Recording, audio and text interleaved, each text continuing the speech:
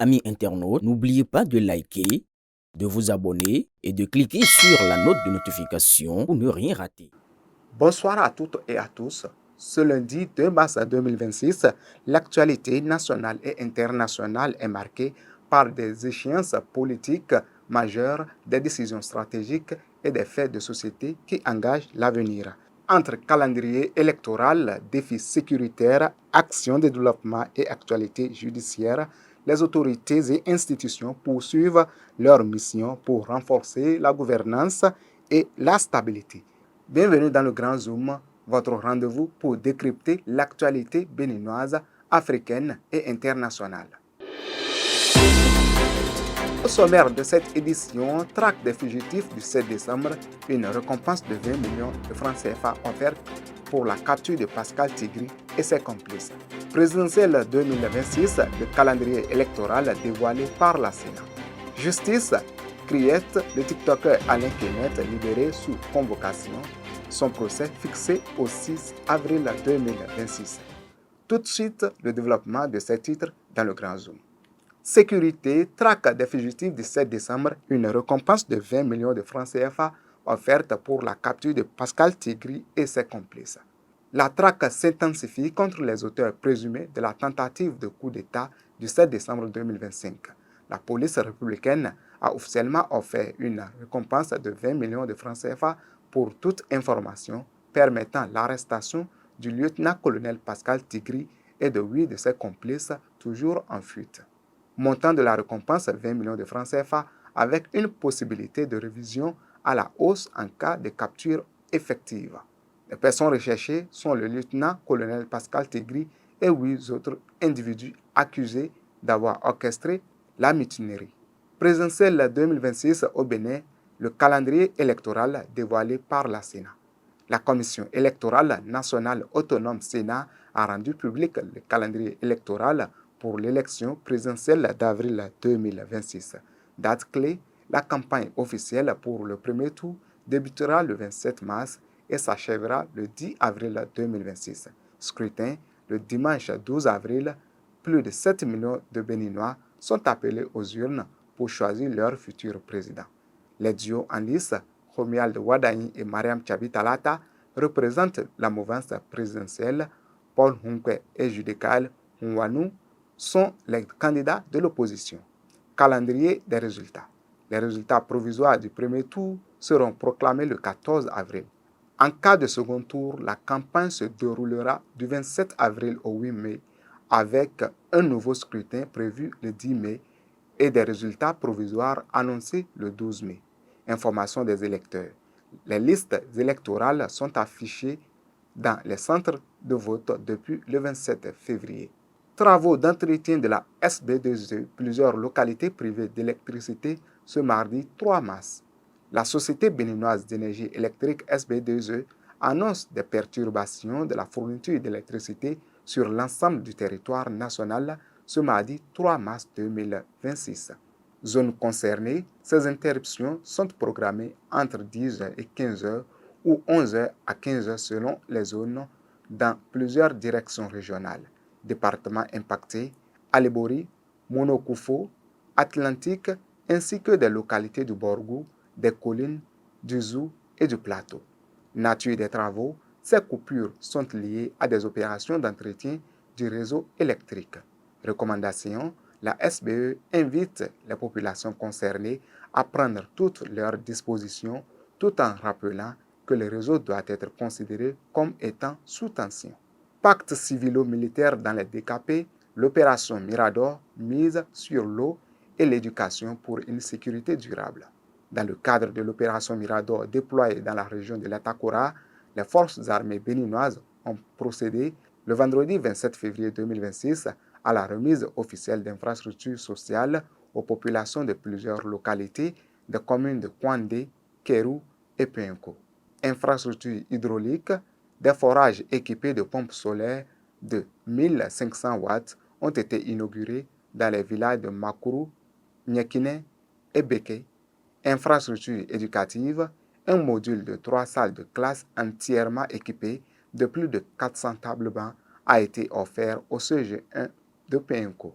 Objectif, Cette approche civilo-militaire vise à consolider la présence de l'État et à renforcer la résilience des populations face aux défis sécuritaires. Sécurité en Afrique de l'Ouest, le Bénin à la réunion de la CEDEAO à Freetown. La capitale sierra-léonaise, Freetown, a accueilli du 23 au 27 février 2026 la 44e réunion du comité des chefs d'état-major de la communauté économique des États de l'Afrique de l'Ouest. Représentation béninoise, le général du corps d'armée, Fructueux Gbagidi, chef d'état-major général des forces armées béninoises, a activement participé à ces travaux. Enjeux discutés, les échanges ont porté sur la montée de la menace terroriste, l'expansion de la criminalité transnationale organisée et les défis liés à l'insécurité maritime. Décision majeure, au cœur de cette session figurait l'évaluation de la feuille de route pour l'activation de la force en attente de la CEDEAO sous sa forme cinétique. Objectif, doter l'organisation d'un outil de réponse rapide et efficace pour lutter contre le terrorisme. À l'international, frappe américano-israélienne, les États du Golfe sollicitent la médiation de Poutine. Les dirigeants des Émirats arabes unis, du Qatar et du Bahreïn ont engagé ce lundi des discussions avec le président russe Vladimir Poutine pour tenter de désamorcer la crise née des frappes iraniennes contre leur territoire. Situation sur le terrain, des explosions ont été signalées à Dubaï, Abu Dhabi, Doha et Riyad, causant des blessés et des dégâts matériels. L'Iran affirme cibler la présence américaine tout en ayant attaqué directement ses voisins. Médiation russe, face à l'urgence, les États du Golfe cherchent à impliquer la Russie, alliée de Téhéran. Poutine s'est engagé à transmettre leurs préoccupations à l'Iran et à exprimer sa volonté d'apaiser les tensions. Impact économique, cette crise perturbe déjà les marchés énergétiques avec des suspensions de production et des incendies dans des raffineries saoudiennes. Restons toujours à l'international avec l'Iran, l'ayatollah Ali-Reza Arafi pour l'intérim d'Ali Khamenei. L'Iran a activé son mécanisme constitutionnel de transition du pouvoir à la suite de l'assassinat de l'ayatollah Ali Khamenei, survenu samedi lors des frappes américano-israéliennes contre Téhéran. Nouveau guide intérimaire, l'ayatollah Ali-Reza Arafi, haut dignitaire religieux et membre juriste du Conseil des gardiens de la Révolution, a été désigné pour siéger au conseil de direction chargé d'assurer temporairement les fonctions de guide suprême. Triumvirat de transition. Conformément à la constitution iranienne, un conseil provisoire composé de 3 personnalités garantit désormais la continuité institutionnelle. Ali-Reza Arafi, membre juriste du Conseil des gardiens. Massoud Pezeskian, président de la République iranienne. Gholam Hussein Mohseni Ejei, chef du pouvoir judiciaire. Mission, ce triumvirat assure l'intérim jusqu'à la désignation officielle d'un successeur permanent à la tête de la République islamique.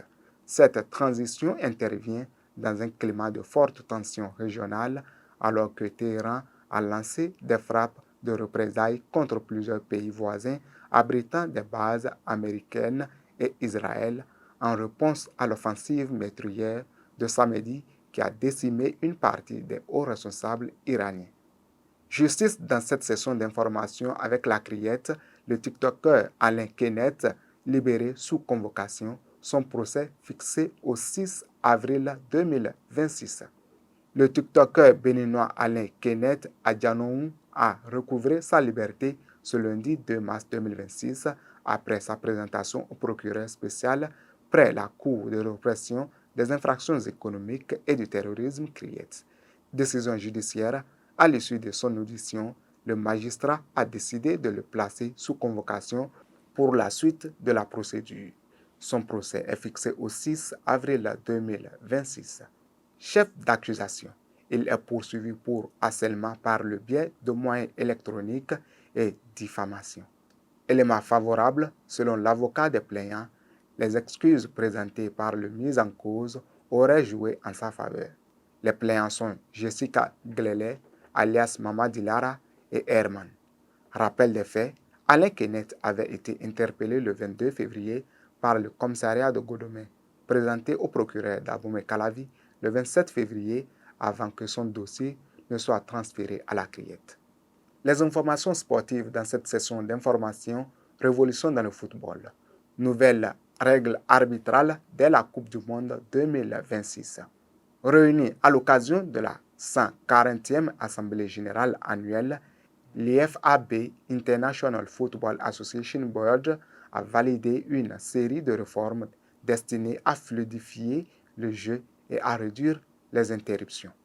Entrées en vigueur, ces nouvelles dispositions s'appliqueront dès la Coupe du Monde de la FIFA 2026, puis dans l'ensemble des compétitions. Principales innovations: lutte renforcée contre les pertes de temps, remplacement strictement encadré, sortie obligatoire du terrain pour soins médicaux. Évolution du VAR. L'assistance vidéo pourra désormais corriger un carton rouge consécutif à un second carton jaune erroné, une erreur d'identité ou un corner accordé à tort si la vérification est immédiate. À noter, des essais sont également prévus pour limiter les pertes de temps tactiques des gardiens. Écho des Amazones. Les Amazones A du Bénin ont remporté leur match face aux Harambee Starlets du Kenya 2-0 ce lundi 2 mars 2026 à Abidjan. Après leur défaite contre les Éléphantes de Côte d'Ivoire samedi dernier, les Béninoises ont montré un tout autre visage face aux Kenyanes qualifiés pour la CAN 2026. Réaction: l'entraîneur adjointe Adam Adikatou s'est dite satisfaite du résultat tout en soulignant que l'équipe aurait pu mieux faire pour gagner en expérience et améliorer son classement FIFA. Objectif, je cite, « Notre objectif est de continuer à travailler pour décrocher une première qualification à la CAN », a-t-elle déclaré. Fait de société dans cette session d'information, du buzz au boss des accusés, un influenceur risque 60 mois de prison à la Criette. Un TikToker béninois, Valère Noukomen, risque 5 ans de prison ferme après son interpellation pour diffusion en direct d'actes sexuels sur TikTok et détention présumée de données à caractère cybercriminel. Les faits, arrêté en octobre 2025 par le Centre national d'investigation numérique CNIN, il avait été épinglé pour avoir publié un live à caractère sexuel sur la plateforme. Lors de l'analyse de son téléphone, les enquêteurs affirment avoir découvert des éléments liés à des activités d'escroquerie en ligne. Présenté au parquet spécial puis placé en détention préventive, il est poursuivi pour outrage public à la pudeur et escroquerie via Internet. Réquisitoire: le ministère public a requis 5 ans de prison ferme, une amende d'1 million de francs CFA, ainsi que la confiscation des téléphones placés sous scellé. Délibéré, la décision de la Cour est attendue pour le 2 avril 2026. Ainsi s'achève cette édition du lundi 2 mars 2026, marquée par des enjeux politiques décisifs, des défis sécuritaires et énergétiques, mais aussi par des évolutions diplomatiques et sportives d'envergure. Dans un contexte où les équilibres nationaux et internationaux restent fragiles, ces différents événements rappellent l'importance de la vigilance citoyenne, de la coopération régionale et du respect des règles, qu'elles soient institutionnelles, sécuritaires ou numériques. Merci de votre fidélité. Excellente soirée à toutes et à tous et à très bientôt pour un nouveau décryptage de l'actualité dans le Grand Zoom de Bell TV.